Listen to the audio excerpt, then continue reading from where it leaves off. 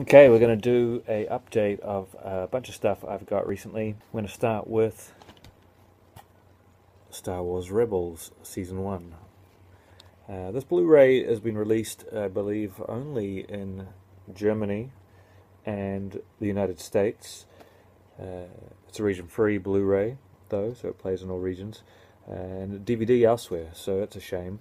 I don't like that kind of strategy of release, but anyway, I ordered in the US version, and I have checked it out briefly for quality and some of the extras. In fact, I had been holding off watching this whole series until I got the Blu-ray. I did watch about 4 episodes when I was on an airplane, and it was one of the options for viewing to kill time, and I enjoyed it. I thought it was a very good series with a lot of promise. I think it will perhaps get darker and better as more seasons continue, not unlike the Clone Wars did originally, although this doesn't have any of the goofy droid horribleness of the Clone Wars early seasons. The animation is slightly different, but very good nonetheless, and lots of touchstone machinery from the original trilogy, and it's quite exciting to watch. Season 1 is 15 episodes long. The quality of the transfer is good. I don't think it looks quite as good as the Clone Wars did. That really transfers on those I thought were very strong. This one I thought was a little dimmer than those, but still very crisp. And there is a 5.1 listed as Dolby Digital, so I don't think that's lossless. Now the special features that it contains are not amazing, but there is some good special features on here. One of them is a Blu-ray exclusive, so it will not be on the DVD releases that a lot of the world is getting in their shops. It's called Rebels Infiltrate the Star Wars Celebration, which is, I believe, voice actors. I haven't watched it yet, but I believe it's voice actors at Q&A events, but it's not the full Q&A, but it's a few clips from voice actors from the series at Q&A events. And then we have Star Wars Rebels The Ultimate Guide, which is a 22-minute overview of the first season, which could be useful if you're about to watch Season 2 and you hadn't seen Season 1 recently and you wanted a little update before you dove into Season 2 and you didn't want to have to go through the whole series again quickly, so that's an alright little feature. There's 4 little animated shorts which were used as promotional pieces for the series, and they're fine. There's a quick look at what's to come in Season 2, but the main feature is an 81-minute group of featurettes called Rebels Recon, where StarWars.com go through the ins and outs of the series and ins and outs of each episode. It's a little bit light, and a little bit feels a bit more like a promotion piece rather than anything in depth, but you know, it's at least a lengthy professional special feature. So this one here obviously has a slipcase. I don't think it has been released without one, or not yet anyway. Same picture on the main cover. Nice streamline here. You have episodes 1 to 8 on here, and 9 to 15 on there. Star Wars Rebels, if you're umming and ahhing on the fence, I recommend checking it out. It's a very entertaining series, and I think it gets better as it goes along, as from the episodes I've seen, and I think it will get better going into the future. So I look forward to completing my viewing of this series that takes place between episode 3 and 4, and has some really interesting potential. The next thing I'm going to talk about is the 1978 remake of Invasion of the Body Snatchers. The original one from the 50s is an excellent sci-fi film, very well paced. This one has a different setting. It's in San Francisco and a different tone, more broody and atmospheric and stretched out. It's a much longer film, near 2 hours long. It has some wonderful practical effects and some really good mood and a great score. And I recommend checking out. There's been 4 versions of Invasion of the Body Snatchers. This is the second one. There was a third one in the 90s by Abel Ferrara, which I don't rate, called Body Snatcher. And then a fourth one which and the 2007 called Invasion with Daniel Craig and Nicole Kidman. That was the studio took the film out of the director's hands. Looks like he was going for something more atmospheric, and they had a different director, reshoot a bunch of action scenes to put in. So it feels a bit like it doesn't quite come together, but it has some cool moments. It's not quite as bad as people say, but it's certainly not up to the first two films, which are both great. This one here is from Arrow Video, and they've done a great job, as they always have. They also did a steelbook version of this, but I actually preferred the look of this one.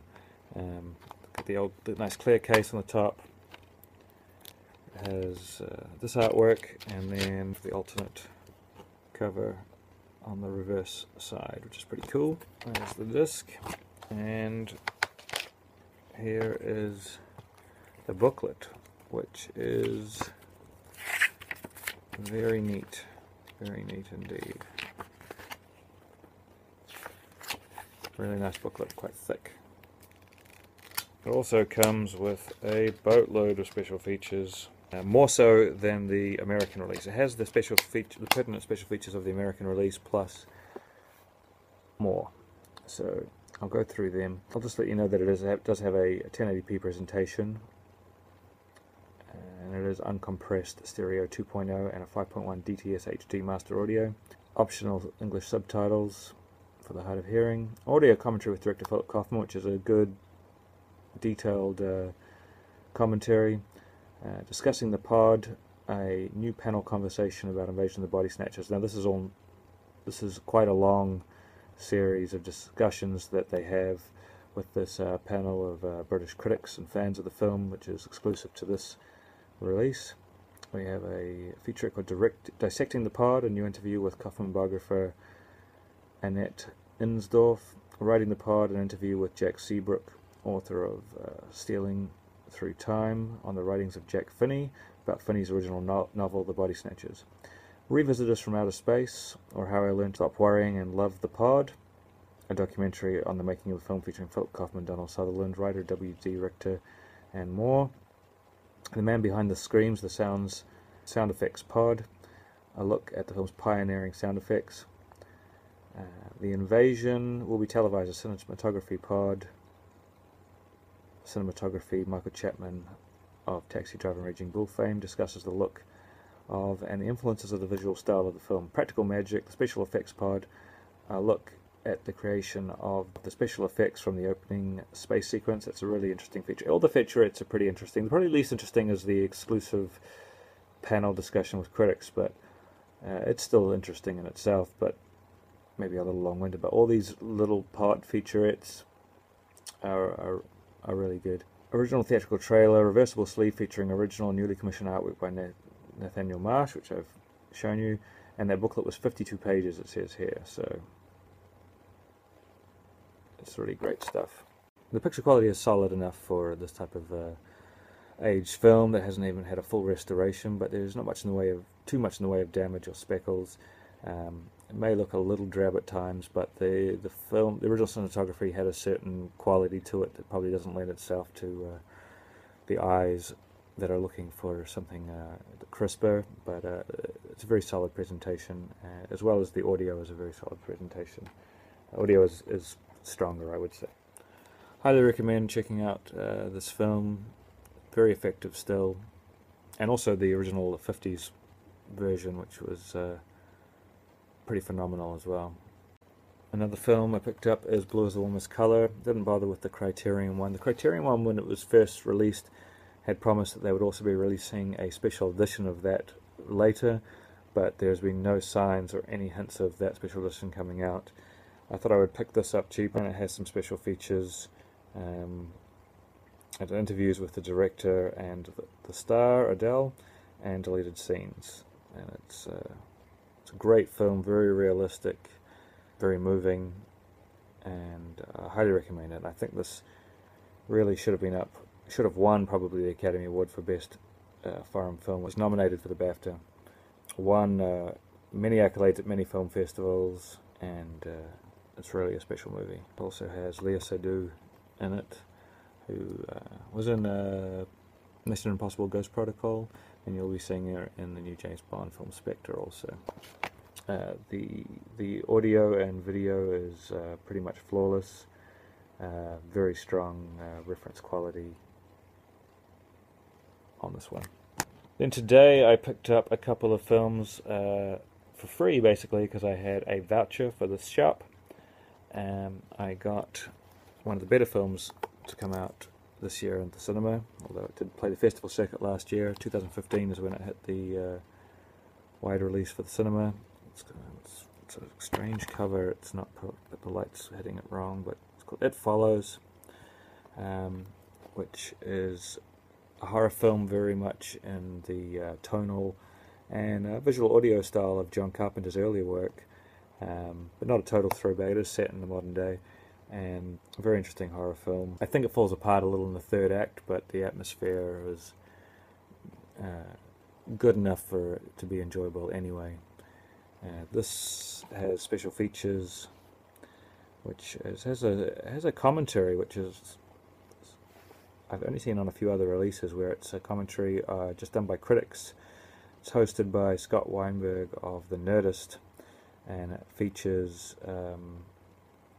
other critics from other movie websites such as Movie BS, Screen Crush, Shock Till You Drop, Flavor Wire, Ain't It Cool News, and they phone in and discuss the film. So it's not necessarily always scene specific, but it is an interesting enough commentary. I didn't listen to it all yet, but there is some information packed in there. Would have been nicer to see a director's commentary or a combined director's critics commentary, a little more involvement with people who actually had something to do with the film, but it is what it is. There's also a pretty cool small feature at about 5 minutes long with the composer, who goes by the moniker Disaster Piece, and very interesting to hear a little bit of background on how he got into doing film score and the influences and the method of putting the film score together, because the film score is really great. It's a very Carpenter-esque synth heavy score, and I think there was a trailer as well, but you know, not the greatest amount of special features, but you know, I picked this up for free, and the image quality is excellent. It actually looks way better than it did when I saw it in the theater, to be quite honest, and it has a DTS HD 5.1 surround on that also.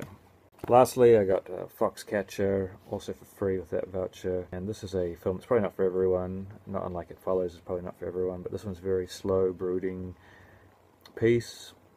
Probably far too slow for a lot of people, but I really enjoyed it. I got sucked into this bleak atmosphere that was created in this true story about an eccentric man who takes on facilitating the American wrestling team and then they bid for the Olympics.